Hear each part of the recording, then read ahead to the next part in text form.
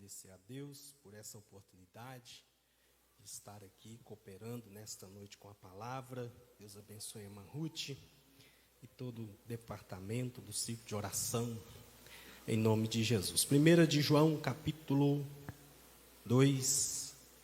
Nós vamos ler alguns versículos e depois que os irmãos assentar, se os irmãos puderem permanecer com a Bíblia aberta, que nós vamos ler mais alguns. Capítulo 2, verso 3 diz assim: E nisto sabemos que o conhecemos, se guardamos os seus mandamentos. Aquele que diz, eu o conheço, e não guarda os seus mandamentos, é mentiroso, e nele não está a verdade. Mas qualquer que guarda a sua palavra, nele se tem aperfeiçoado o amor de Deus, e nisto sabemos que estamos nele. Aquele que diz estar nele também deve andar como ele andou. Amados, eu não vos escrevo um mandamento novo, mas um mandamento antigo que tendes desde o princípio. E este mandamento antigo é a palavra que ouvistes. Contudo, um novo mandamento vos escrevo, qual é verdadeiro nele e em vós, porque as trevas vão passando e já brilha a verdadeira luz. Amém? Os irmãos podem tomar os assentos. Meus irmãos, estes versículos, eles nos ensinam algumas lições preciosas. E entre as lições que nós podemos extrair destes versos, é que através deles nós temos condições de identificar o verdadeiro cristão. Por meio desses versos, nós temos como avaliar se nós somos salvos, se nós somos cristãos verdadeiros. Eu digo cristão verdadeiro, irmãos, porque nós vivemos em um mundo onde existe aquilo que nós conhecemos como forças antagônicas, que fazem oposição, que se opõem. Por exemplo, nós temos o bem, mas também nós temos o mal. Nós temos a verdade, mas sabemos que existe também a mentira. Existe aquilo que é certo e existe aquilo que é errado. Existe aquilo que é bom, mas também existe aquilo que é mal. E quando eu digo que nesses versos nós temos condições de identificar o verdadeiro cristão, é porque nesse mundo de oposição existe tanto o verdadeiro crente como também o falso crente. Existe o verdadeiro cristão, existe o falso cristão. E no capítulo 1, quando a gente lê esta carta escrita pelo servo do Senhor Jesus, chamado João, no capítulo 1 ele fala de algumas características do falso cristão. Se os irmãos estiverem com a Bíblia aberta, não sei se hoje está funcionando ali, acho que não está, né, para projetar, está não, né? Mas olha o que diz o capítulo 1 no verso 5. E esta é a mensagem que dele ouvimos e vos anunciamos: que Deus é luz e nele não há trevas nenhuma. Aí no verso 8 ele diz assim: se dissermos que não temos pecado nenhum, enganamos a nós mesmos e a verdade não está em nós. E no verso 10 ele diz: mas se dissermos que não temos cometido pecado, fazemo-lo mentiroso, e a sua palavra não está em nós. Meus irmãos, o verdadeiro cristão, ele deve viver como Jesus viveu. Jesus é o seu maior exemplo. Ele deve ter uma fé verdadeira em Cristo, deve ter a vida que Cristo doou. Jesus não veio para que tenhamos vida. O texto áureo da Bíblia, João capítulo 3, verso 16, porque Deus amou o mundo de tal maneira que deu o seu Filho unigênito, para que todo aquele que nele crê não pereça, mas tenha o quê? A vida eterna. Se não recebeu esta vida que Cristo veio doar, essa pessoa é um falso cristão, não é um cristão verdadeiro. E nesses versículos do capítulo 1 que nós lemos, nós identificamos aqui 3 características do falso cristão. O falso cristão, ele engana os outros. Verso 5. Como que ele engana os outros? Ele diz: pois uma vez que Deus é luz, o verdadeiro cristão tem que andar em quê, irmãos? Na luz. Se Deus é luz, o verdadeiro cristão tem que andar onde? Na luz. No comentário bíblico Ragnus, o escritor daquele comentário diz que Deus, quando a Bíblia diz que Deus é luz, irmãos, isso está posto pelo Espírito na Bíblia, porque em Deus não há nada que ele tenha que esconder dos outros. A luz ilumina tudo, a luz clareia, a luz traz claridade, a luz traz visibilidade. Então Deus, não existe nada no ser de Deus que ele tenha que esconder de alguém. Ele é a luz perfeita, porque ele pode se mostrar, porque ele é perfeito. Mas o falso cristão, ele diz que tem comunhão com Deus, mas ele anda nas trevas. Não é isso que diz o verso 6? Se dissermos que temos comunhão com ele, aí temos que andar na luz, porque se ele é luz, ele está na luz, nós vamos estar nas trevas. Se dissermos que temos comunhão com ele e andarmos nas trevas, mentimos e não praticamos a verdade. Isso aqui é sério. Os irmãos, vejam que isso acompanha a humanidade desde a queda. No dia em que o homem pecou, eles pegaram umas folhas de uma árvore, cozeram aquelas folhas, se vestiram. Aquele ato de vestir, porque eles descobriram que estavam nus, mas tem muita coisa implícita naquele ato. O ser humano passou a se esconder não só de Deus, mas também do próximo. Porque o pecado, ele afetou o homem em todas as suas direções. Então eu não posso me expor para o próximo, porque eu não confio nele. Antes da queda não era assim. Mas o pecado, ele prejudicou o homem no seu relacionamento vertical, no seu relacionamento com Deus, no seu relacionamento consigo mesmo, mas também no seu relacionamento com o próximo. Então agora ele tem que esconder, se proteger do próximo, porque o próximo, com o pecado entrando no mundo, tornou o homem mau.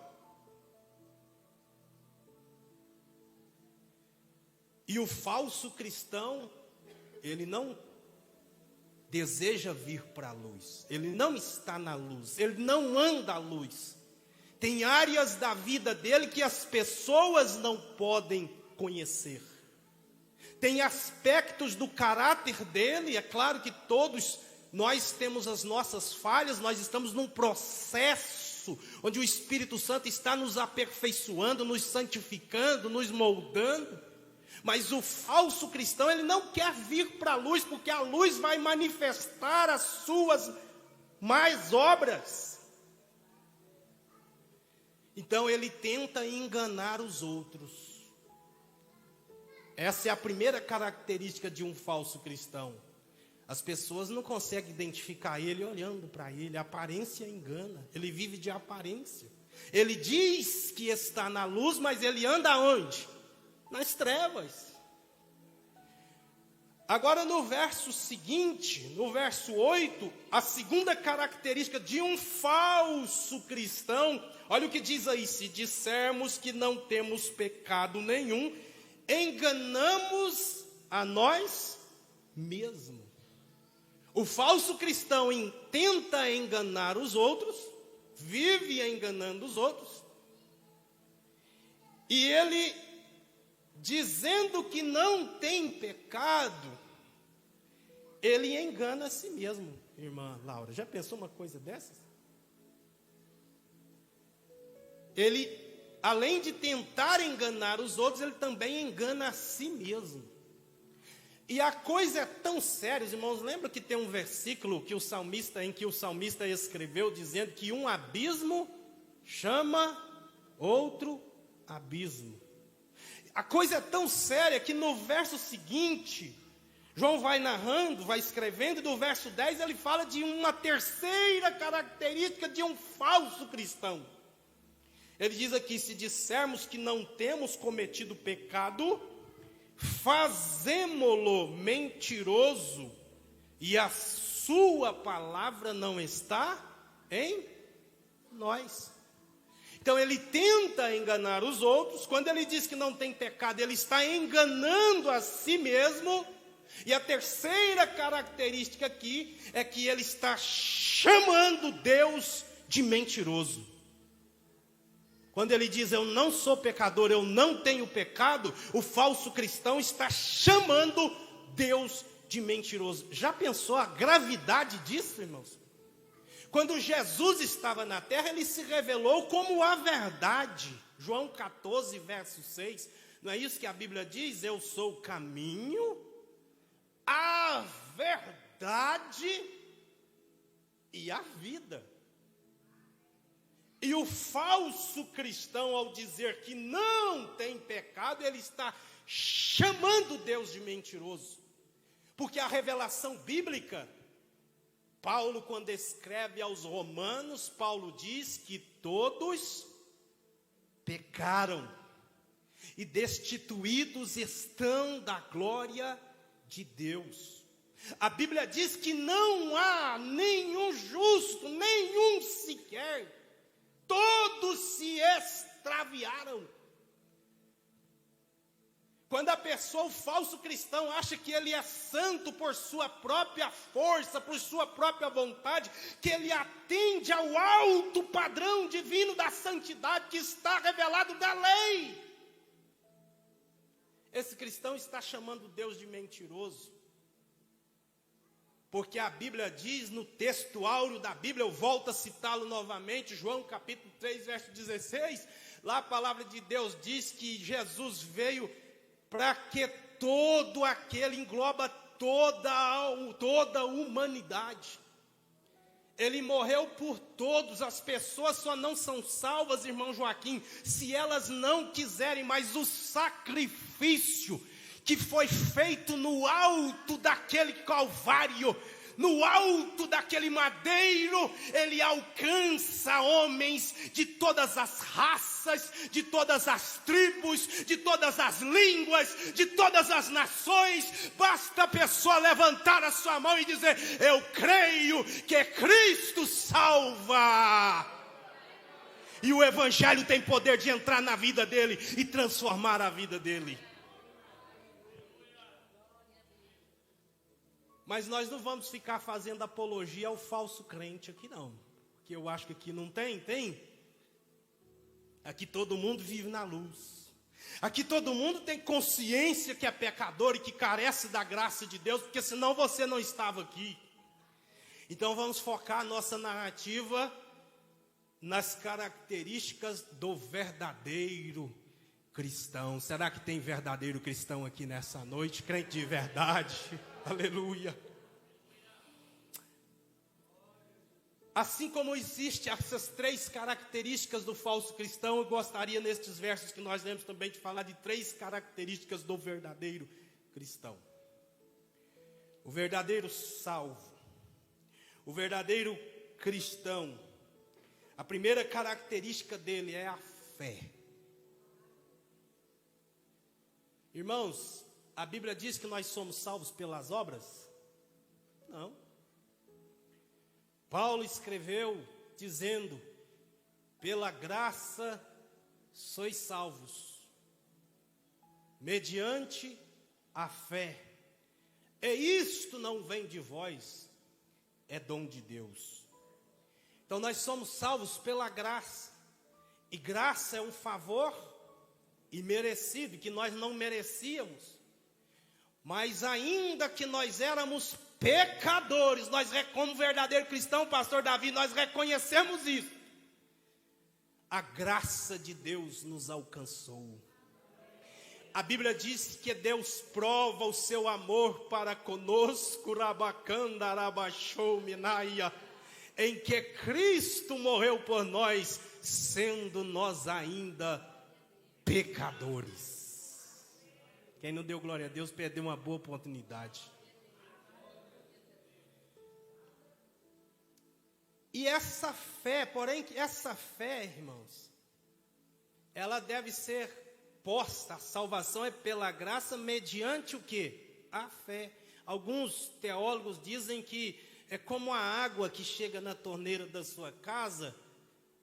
A água chega, mas tem um cano que traz essa água. É a graça que salva, é um favor de Deus que nos trouxe o privilégio de termos os nossos pecados perdoados, sermos redimidos, como a irmã Laura diz aqui, e transformados pelo Evangelho. Mas esta graça chegou até nós ao ouvirmos a mensagem do Evangelho. Paulo, escrevendo aos Romanos, capítulo 1, verso 17, ele diz: eu não me envergonho do Evangelho, porque é o poder de Deus para a salvação de todo aquele que crê, todo aquele que tem fé.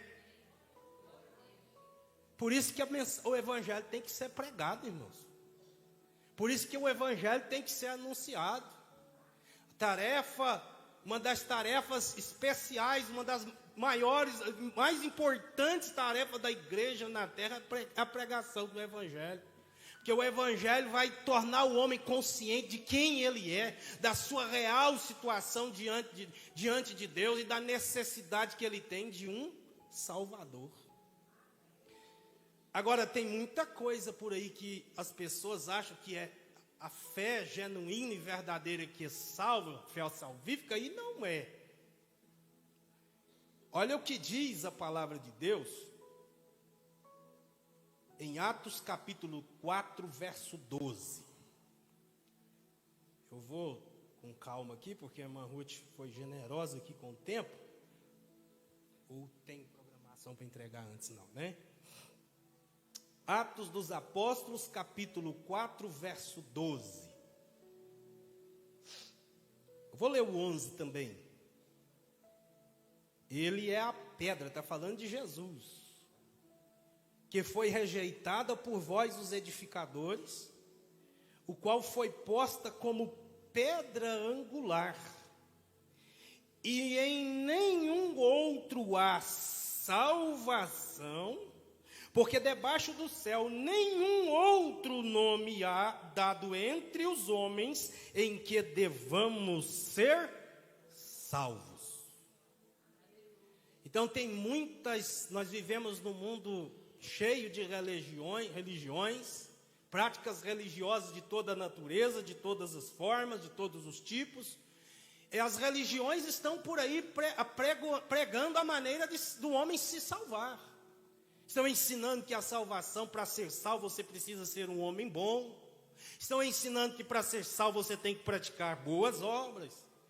Alguns ensinam por aí que para você ser salvo você tem que guardar um certo dia. Se você não guardar esse dia, você não vai ser salvo. Estão ensinando aí, enchendo as pessoas com a fé nessas coisas.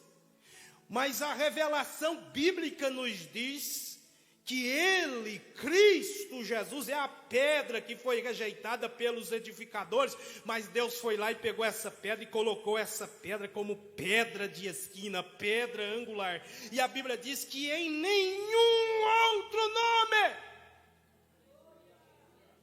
nenhum.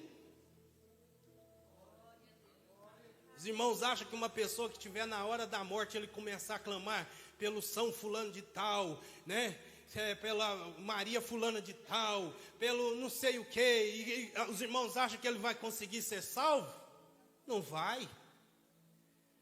Se ele começar a clamar por Sócrates, por Platão, que foi um sábio, a Bíblia diz que em nenhum outro nome há salvação, porque debaixo do céu nenhum outro nome há dado entre os homens em que devamos ser salvos. E Paulo, quando escreveu a carta a Timóteo, em 1 Timóteo capítulo 2, versículo 5, ele diz que Jesus Cristo é o único mediador entre Deus e os homens.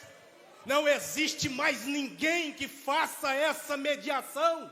Obra não faz, santo não faz, santa não faz, pastor não faz, evangelista não faz, igreja não faz. Quem faz é o Senhor Jesus Cristo. É Ele.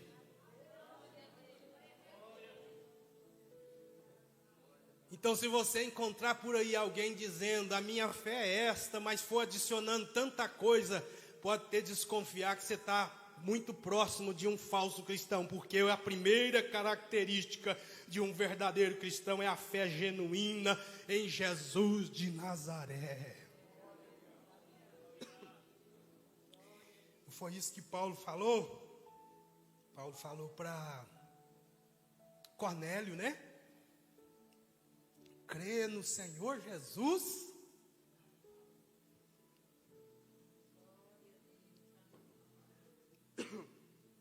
Perdão, irmãos. E será salvo tu e a tua casa. Então vamos lá, voltando para a 1 de João. Os irmãos estão acompanhando comigo aí? Voltando para a 1 de João. Então a primeira característica é a fé. Essa é a prova doutrinária. A fé no único mediador entre Deus e os homens, Jesus Cristo, homem.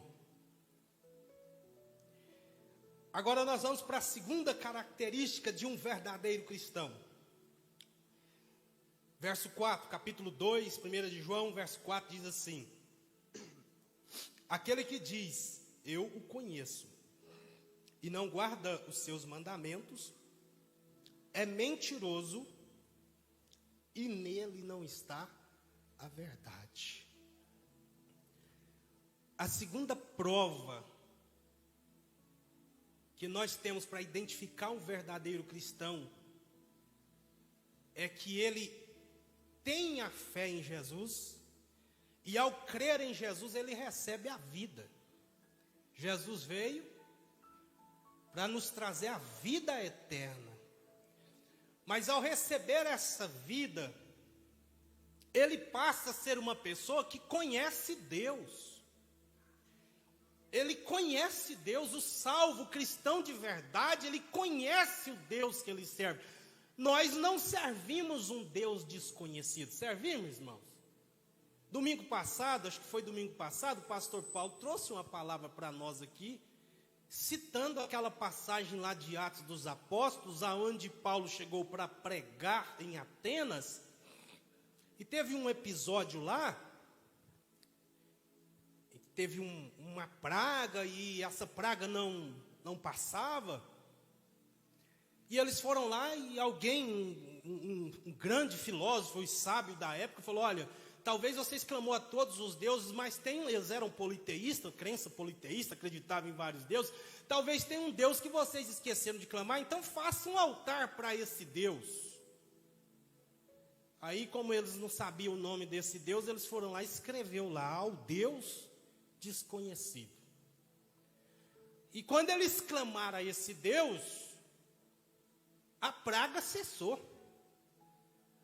Então eles deixaram esse altar lá, e quando Paulo passou pela cidade, viu aquele altar, aí Paulo falou: é esse Deus que vocês não conhecem que eu vos anuncio. Deus que fez o mar, Deus que fez o céu, Deus que fez a terra, Deus que fez, nele nós nos movemos, nos existimos. Paulo falou: eu conheço quem é esse Deus. Por que nós conhecemos Deus, irmãos? Porque Deus se revelou. Não tinha jeito de não existiria nenhuma forma, nenhuma maneira do homem conhecer Deus, mas Deus se revelou. É possível conhecer Deus, claro que não na sua totalidade, porque Deus é infinito, mas é possível conhecê-lo porque Ele se revelou, se auto-revelou. Se revelou de forma geral na criação. A Bíblia diz no Salmo 19 que os céus proclamam a glória de Deus, o firmamento anuncia a obra das suas mãos. E também se revelou de forma especial na palavra. A palavra é a revelação de Deus para o homem. A palavra é a mensagem de Deus para a humanidade. Então nós temos condições de conhecê-lo, porque seria fora da lógica. Na Bíblia não tem coisa fora da lógica. Tem, irmã Daniela? Não tem. Se lá no profeta Oséias, inspirado pelo Espírito Santo, pregasse dizendo: conheçamos e prossigamos em conhecer o Senhor. Se não fosse possível nós conhecê-lo, isso seria ilógico, fora da lógica. Mas é possível conhecê-lo porque Ele se revelou. Agora, quem diz que conhece a Deus, o cristão, ele é caracterizado por ser uma pessoa que conhece Deus. Paulo chegou lá e não ficou como os gregos ficaram não. Paulo chegou e falou assim: esse Deus que vocês não conhecem, eu conheço Ele. Paulo tinha tido um encontro com Ele no caminho de Damasco. Paulo era cheio do Espírito dele. Aí Paulo foi lá e pregou para eles. E aqui nesse verso, nós vemos que a característica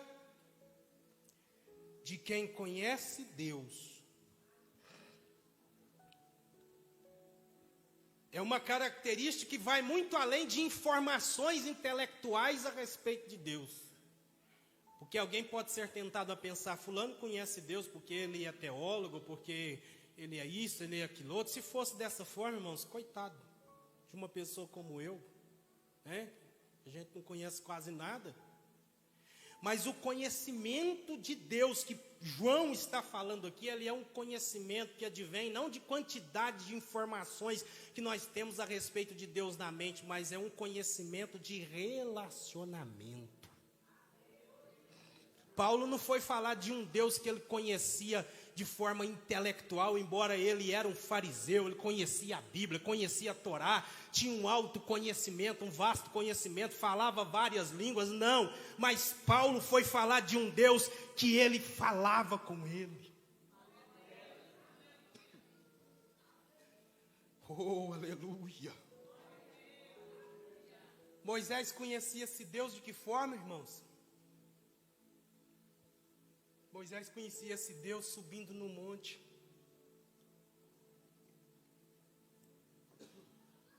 E o Deus que Moisés conhecia descia no monte. E a Bíblia diz que Deus falava cara a cara com Moisés. Eu fui em uma convenção alguns anos atrás, e o pastor Josué de Campos, que é o secretário da convenção, ele disse lá que Moisés era tão íntimo de Deus que ele sentia o hálito de Deus.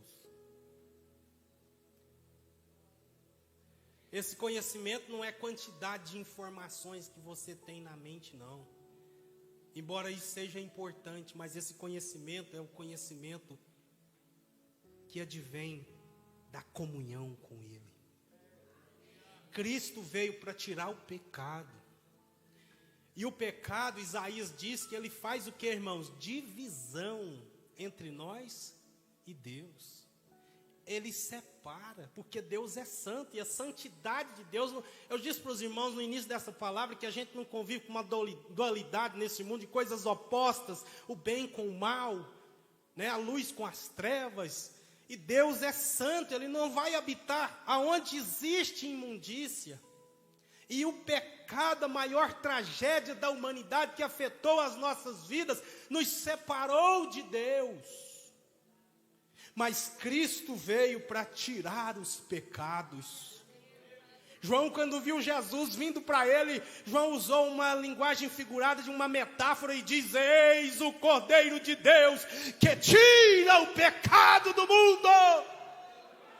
Ele veio para tirar o pecado, para tirar aquilo que te afasta de Deus, para você ter a sua comunhão restaurada e agora novamente poder chegar diante dEle, falar com Ele, sentir a presença dEle, comunicar com Ele, ouvir Ele, falar com Ele, ser cheio dEle. O verdadeiro cristão, aleluia, não é aquele que tem só informações na mente a respeito de Deus, mas é aquele que conhece Deus por relacionamento. Quantos têm esse Deus na vida? Quantos foram cheios desse Deus? É isso que o mundo não entende.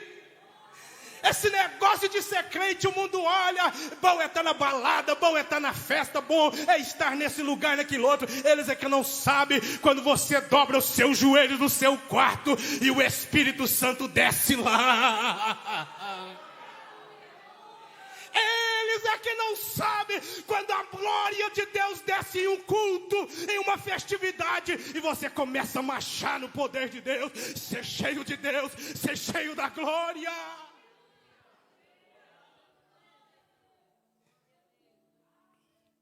Eles é que não sabem que você começou esse relacionamento aqui. Quando alguém casa, geralmente no dia do casamento, alguém vai dizer assim: até que a morte os separe, né? Ah, irmão, mas com Deus vai ser diferente. A gente vai morrer, mas vai passar da morte para a vida. Vai sair daqui relacionado com Ele e vai entrar lá, aleluia, para ver de perto aquele que morreu na cruz do Calvário por nós. Eu acho que é por isso que aquele autor fez o hino 213 da harpa, ou 214. Desejamos ir lá. Desejamos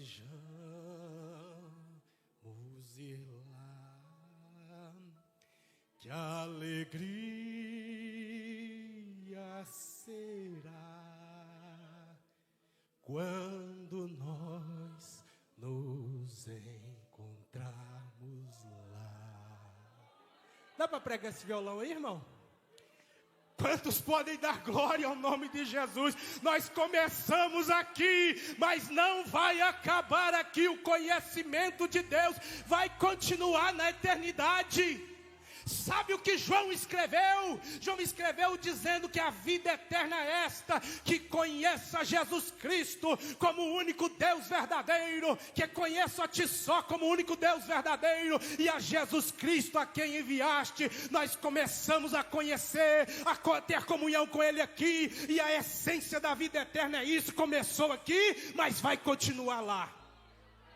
É isso, irmão Reginaldo, a essência da vida eterna é o conhecimento de Deus, que conheço a ti só como o único Deus verdadeiro, e a Jesus Cristo a quem enviaste. Nós vamos passar uma eternidade no céu fazendo o que, pastor Júnior? Conhecendo Deus. Deus é infinito, Deus não tem fim. Aí se tivesse o conceito de tempo para a gente entender, a gente vai lá, se encanta com a beleza de Cristo, chega no outro dia, o que vocês vão fazer hoje? Não, só quero conhecer mais, só quero conhecer mais. Chega no outro dia, o que é que você vai fazer hoje? Não, eu quero conhecer mais. Eu quero conhecer mais.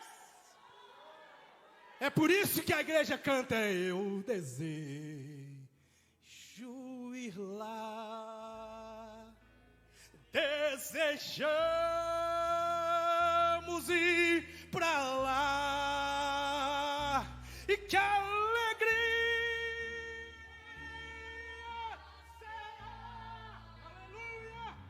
quando nós nos encontrarmos lá. Olha aí que diz: nessa terra tesouros não há. Não tem ouro, não tem dinheiro, não tem fama que nos possa coração aqui segurar.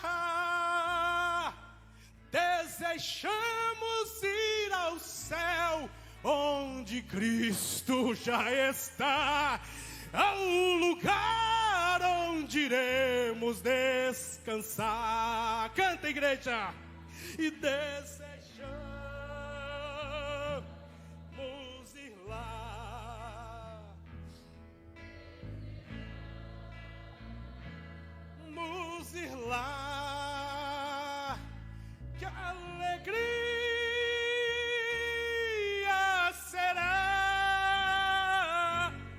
quando nós nos encontrarmos lá. Vira para o seu irmão e fala: eu quero te encontrar lá, eu quero te encontrar lá. Da glória ao nome de Jesus.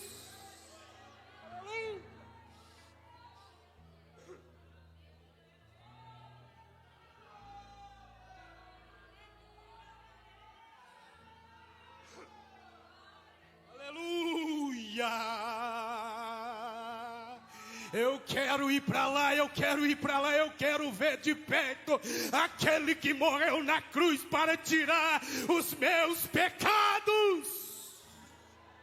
Xenacalabacandaraia.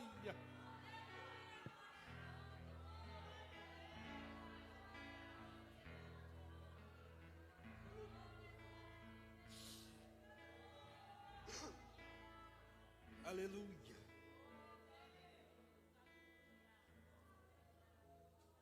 Agora, esse conhecimento de Deus, quem diz que conhece Ele, esse conhecimento não pode estar divorciado da ética e da moral. Nós vivemos num mundo corrompido, mas nós estamos no mundo, mas não foi isso que nós aprendemos lá ontem, irmã Laura, irmã Ruth? O mundo tem a moral deles, mas nós temos a nossa. O mundo diz que pode, a palavra de Deus diz que não pode, então não pode. O mundo diz que sim, se a palavra diz que não, é não. Se é um verdadeiro cristão, ele manifesta o conhecimento de Deus na obediência. Essa é a segunda característica de um verdadeiro cristão. Ele obedece. Ele vive em obediência. Não é isso que diz aí, João capítulo 2, verso 4. Aquele que diz: eu o conheço e não guarda os seus mandamentos, é o quê? É o quê, irmãos? Mentiroso. Mentiroso Deus vai levar para o céu? Deus vai levar crente para o céu, não é? Deus vai levar salvo para o céu. Agora, mentiroso aqui está dizendo que aquele que diz que conhece a Deus e não manifesta esse conhecimento, relacionamento na vida, praticando, vivendo uma vida de obediência a Deus, está dizendo que esse crente é mentiroso. E Deus vai levar mentiroso para o céu? Hã? Não vai. Lá em Apocalipse a Bíblia diz que ficarão de fora os cães, os feiticeiros, os mentirosos. Tem parte para herdar no reino de Deus, não. Quem quer ser um mentiroso aí? Agora, quem quer viver na luz e andar na verdade para ir para o céu de glória? Irmãos, vamos lá, para nós finalizar. A terceira e última característica que nós encontramos aqui de um verdadeiro crente. A primeira é a fé, é a prova doutrinária de que somos um verdadeiro cristão. A segunda prova que somos um verdadeiro cristão é a obediência, que manifesta numa vida de um relacionamento íntimo com Deus. Agora, a terceira característica está no verso 6. Isto sabemos que andamos nele. Aquele que diz estar nele também deve andar como ele andou. Aí João começa a falar dessa característica. Enquanto a fé é a prova doutrinária que somos um verdadeiro cristão, a obediência é a prova social de que nós somos um verdadeiro cristão. Agora nós vamos passar para a última característica, que somos verdadeiros crentes. Nós devemos andar como Cristo andou. E sabe como Cristo andou, irmãos? Ele andou em amor. Continuando o versículo aí, a gente tem um tempinho ainda. Verso 7. Eu não vos escrevo, aí começa a falar do amor. Eu não vos escrevo um mandamento novo, mas um mandamento antigo, aquele que tendes desde o princípio. E este mandamento antigo é o que? A palavra que ouvistes. Contudo, um novo mandamento vos escrevo, o qual é verdadeiro, é verdadeiro nele e em vós, porque as trevas vão passando e já brilha a verdadeira luz. Irmãos, assim, uma leitura rápida, a gente começa a ficar... A gente acha difícil de entender isso aqui, porque ao mesmo tempo que João está dizendo assim, olha, o mandamento que eu vos escrevo não é novo, é um mandamento antigo, vocês já conhecem, é o evangelho já.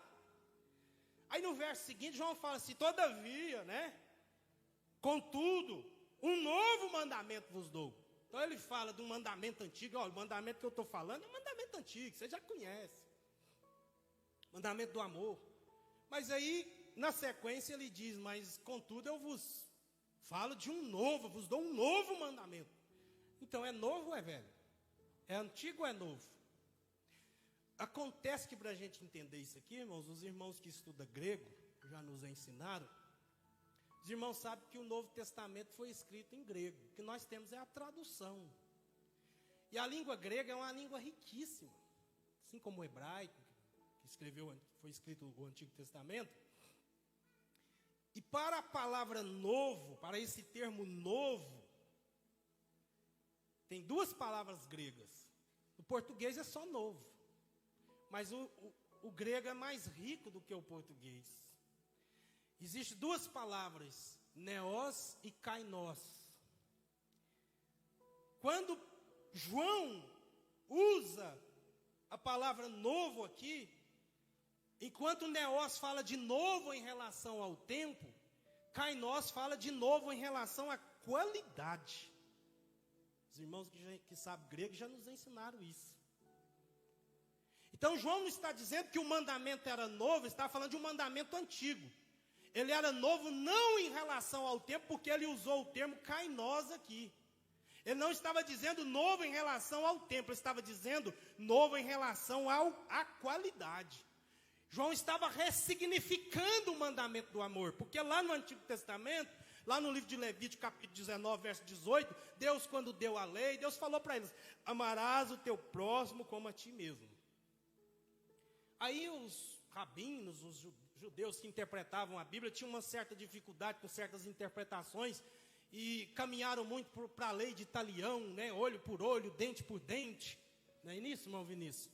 E chegaram a ensinar para o povo, olha, amarás o teu amigo e o inimigo é para fazer o quê?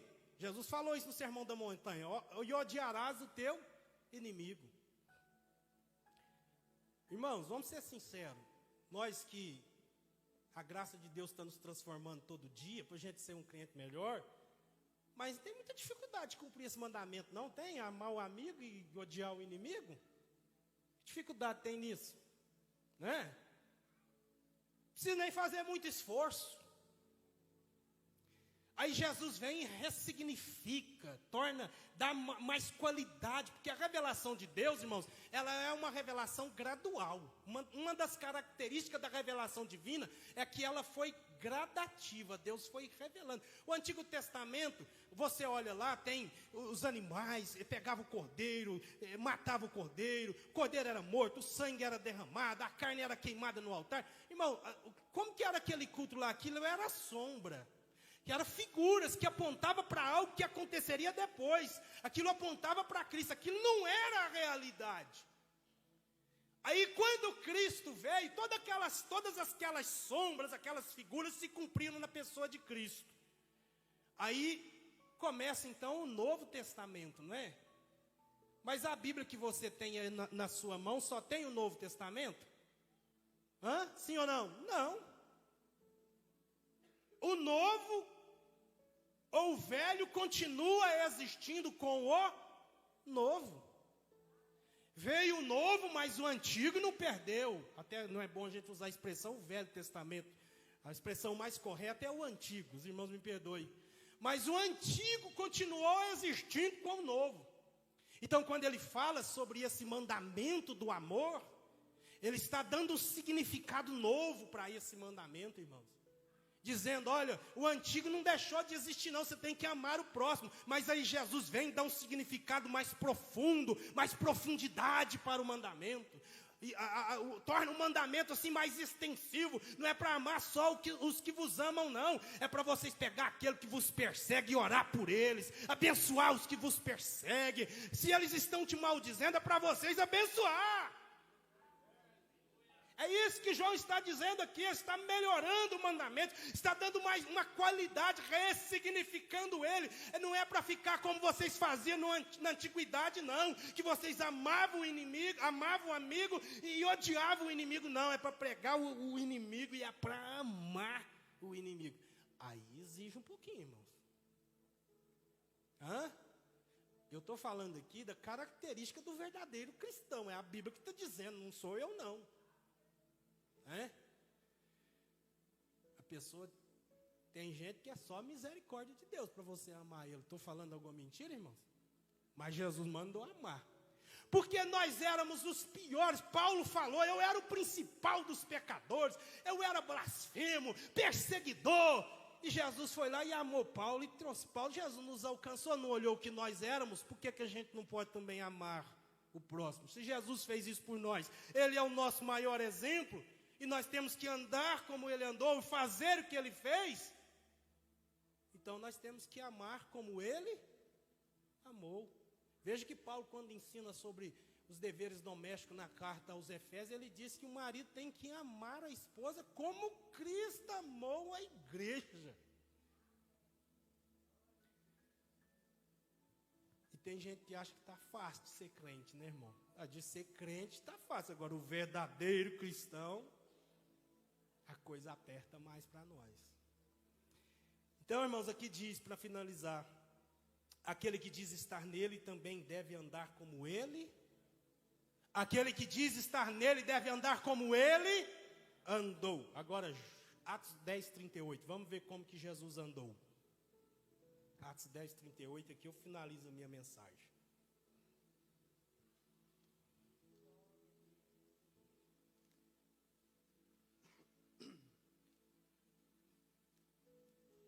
Glória a Deus. Vou ler o 37 também. E esta palavra, vou ler o 36. A palavra que ele enviou aos filhos de Israel, anunciando a paz por Jesus Cristo, e este é o Senhor de todos. Esta palavra, vós bem sabeis, foi proclamada por toda a Judéia, começando pela Galiléia, depois do batismo que João pregou, concernente a Jesus de Nazaré, como Deus ungiu com Espírito Santo e com poder, o qual, olha aí como Jesus andou por toda parte fazendo-o bem, e curando a todos os oprimidos do diabo, porque Deus era com ele. Ele é o nosso exemplo, é ele que nós temos que imitar, é ele que nós temos que seguir. Nós precisamos andar como ele andou. E como é que Jesus andou aqui? Fazendo-o bem. Aí, sempre que eu leio esse versículo, me vem na mente a parábola do bom samaritano. O moço caído lá, o levita, que tinha ofício lá no templo, era religioso, viu o moço caído lá e fez o quê, irmãos? Passou de largo. Aí vinha um sacerdote, viu o moço caído lá, fez o quê? Passou de largo, deixou ele lá do jeito que ele estava, do jeito que ele estava. Aí de repente vem um samaritano. Samaritano, irmãos, judeu não gostava de samaritano não. Samaritano para judeu, os irmãos, veja que gentil para os judeus, olha, eu e você para eles naquele tempo lá, nós éramos considerados combustível para o fogo do inferno. Era assim que um judeu via um gentio. Se a gente fosse daquele tempo lá, nada mais, o máximo, o privilégio que nós tínhamos, era, na visão deles, era ser combustível para o fogo do inferno. Aí o samaritano está passando lá, viu o moço caído, foi lá, ajudou ele, né? Levou ele para um lugar, pediu o homem lá da estalagem, lá do hotel, sei lá, cuida dele aí, né? Que quando eu voltar, eu vou passar por aqui, não pode ficar tranquilo que eu vou te pagar, cuida dele e ajuda ele. Aí Jesus virou para aqueles moços, quem foi o próximo? Quem é que amou aquele homem? Foi o sacerdote? Foi o profeta? Foi o levita? Não. Foi aquele que foi lá e ajudou quem estava caído. Então que o Espírito Santo, e que eu finalizo a minha mensagem, possa produzir em nós, irmãos, através da graça de Deus, porque por nós mesmos nós não conseguimos, mas produzir em nós um desejo ardente de vivermos estas virtudes que estão elencadas nesses versículos aqui. Crermos de forma correta, vivermos em obediência a Deus e manifestar a obediência na nossa vida diária e também amar o próximo. Amar as pessoas como Cristo nos amou. Jesus morreu por nós. A Bíblia diz que Deus prova o seu amor para conosco em que Cristo morreu por nós, sendo nós bonzinhos? Sendo nós cheios de qualidade? Não, sendo nós ainda pecadores. Ele foi lá como bom samaritano, nos tirou do pecado, né? A irmã Raimunda tinha até um hino que dizia, que ela fez um hino, compôs um hino, dizia, nos deu um banho de misericórdia, porque é só um banho de misericórdia mesmo para mudar a nossa situação. E hoje você está aqui, pode cantar, livre estou, pela graça de Jesus, livre estou.